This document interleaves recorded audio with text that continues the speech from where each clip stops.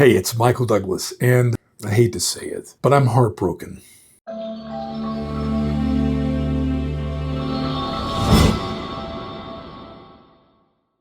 Michael Douglas here. Welcome back to another episode of Dr. Pundit, where we talk about music, not medicine. And, this episode kind of breaks my heart. It really does, because even though I don't consider myself the biggest 70s fan, I still like listening to music from this decade. Of course, I'm a child of the 80s by far. If you subscribe to this channel, it's the music I talk about the most. It's because I love it. And I ask these questions of friends of mine who are pretty much in my age cohort, so older Gen X types of people. The vast majority of them say, yes, they love the 80s. But then what's even more, I think, significant, and it's a completely, unscientific sort of sample, but the vast majority of these people say, well, what's their second decade of music that they enjoy the most? And the vast majority of my friends love the 1960s. Not to say they don't listen to the 70s or even the 90s. We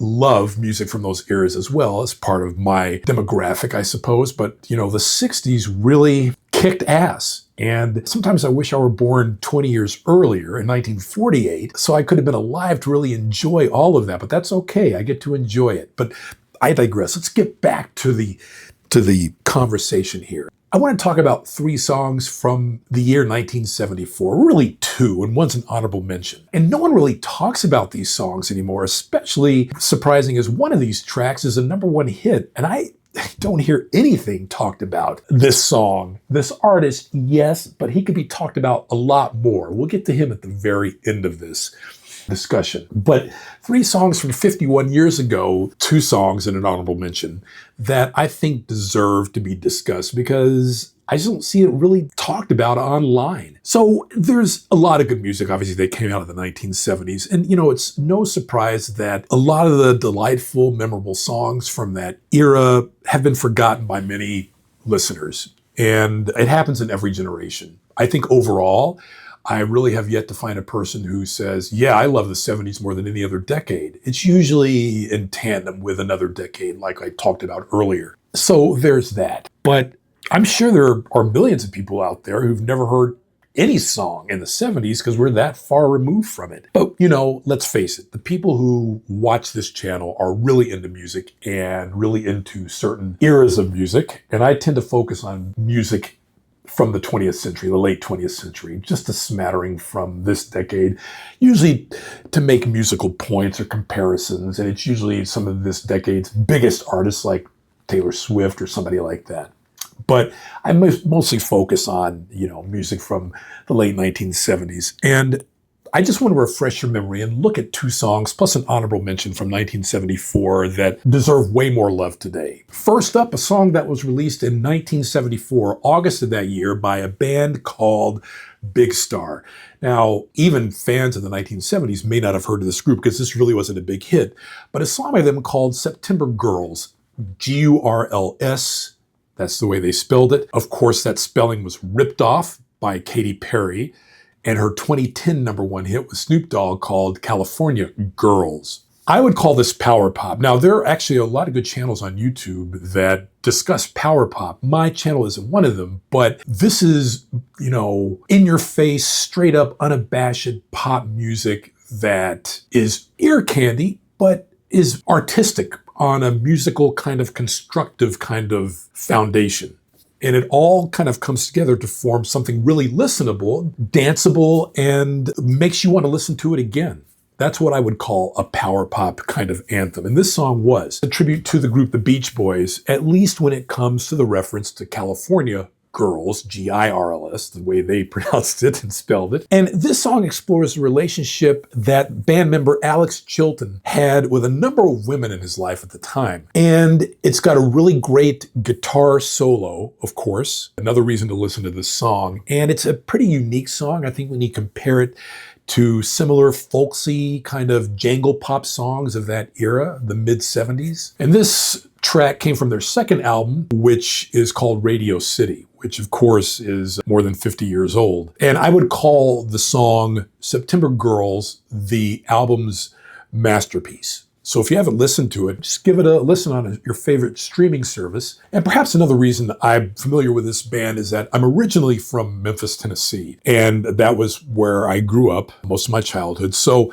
this was a Memphis rock band, Big Star. And the guy, Alex Chilton, really kind of melded that with his interest in British pop as well, the tracks from the UK. And it really shows, I think. And again, though Alex Chilton is not a household name and Big Star certainly wasn't a household name, the power pop songwriting, I think, influenced bands from the 90s, most notably REM, if I had to strike a comparison. And maybe The Replacements, who is a Minnesota band. And I would probably say that Big Star was an inspiration to a lot of what we would call college rock, which again got its start in the 1980s. It has that sound. So I wish more people would kind of remember that track from Big Star. Track number 2, I feel even more emotional about. And this is a number 1 song from 1974 called Nothing from Nothing, a number 1 song by the late Billy Preston. And, more often than not, he's known for his work with the Beatles. And that is totally a good thing. Don't get me wrong. And I'm not ribbing on the Beatles. I mean, who would?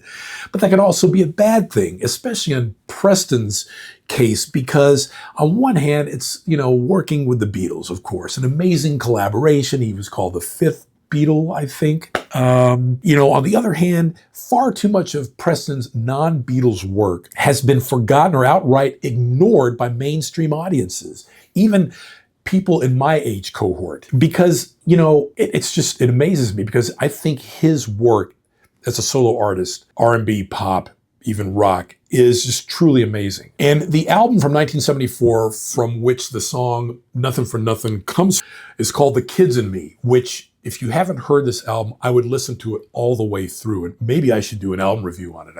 I do these episodes and I talk about them and I think, oh yeah, maybe that would be great. Definitely deserved in this case by Billy Preston, because I would call it a soul pop album squarely belonging right in the year in which it was released. Yes, it does sound somewhat dated, but taken in the context of all of the music of the 1970s, this is a really great album. And the song has roots with a Bob Dylan connection. Billy Preston actually, when he started to write the lyrics for this song, Nothing from Nothing Leaves Nothing, it's a variation on Dylan's When You've Got Nothing, You Got Nothing to Lose. And another good thing about this song is the saloon piano that permeates the entire background of the song.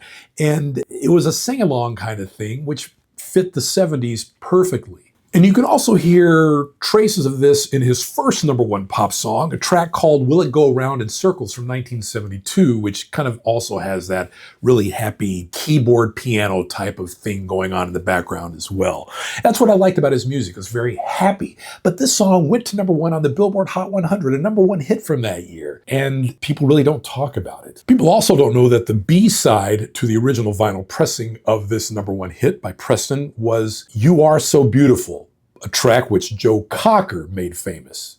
And another fun fact from this show is that this was the first song ever performed in the musical segment of SNL, back then known as Saturday Night Live, on the October 11th episode of that show, 2 days before my 7th birthday, 1975. First song performed on Saturday Night Live, musical song. So there's that. Maybe that's why people don't remember it, I suppose, because, Saturday Night Live is 50 years old. So how many episodes do they have? How many musical acts? I don't know. But this was a song that started it all. So again, yes, Heartbroken. It should be remembered, but it really isn't. And before we go to my last honorable mention here, last song, there's another track that I need to do a show on by Stevie Wonder, another number 1 hit from that year that no one ever talks about in his catalog. And I don't know why. It was a huge hit on both the pop and R&B charts. A song called You Haven't Done Nothing, a number 1 hit from his Grammy-winning album of the year, fulfilling this first finale. And you ask anybody to name a number 1 hit from Stevie Wonder in the 1970s, well, they have a lot to choose from. Sir Duke, I wish. Do they talk about You Haven't Done Nothing? No. I'll think about doing that one. Finally, an honorable mention here. Southern Rock and the band Wet Willie with a song called Keep On Smilin'. May 1974, the title track from their 3rd LP, the first top 40 single, and today it's considered by many fans to be their biggest career hit. Keep On Smilin', went all the way to the top 10 of the Billboard Hot 100 and did very well in Canada. Wet Willie, Keep On Smiling, an honorable mention. So yeah, 3 songs from the 1970s that deserve to be on any desert island, okay? And I think this episode has been therapeutic because I feel maybe a little bit less heartbroken, but still. And maybe I'm part of the problem because the 1970s era is not my favorite era. It's my 4th favorite behind the 90s, for what it's worth. Okay. I'm Michael Douglas. If you like what you see here on the channel, please don't hesitate to like and subscribe. And as a late great Barry White always used to say, let the music play. And I'll see you on the next episode.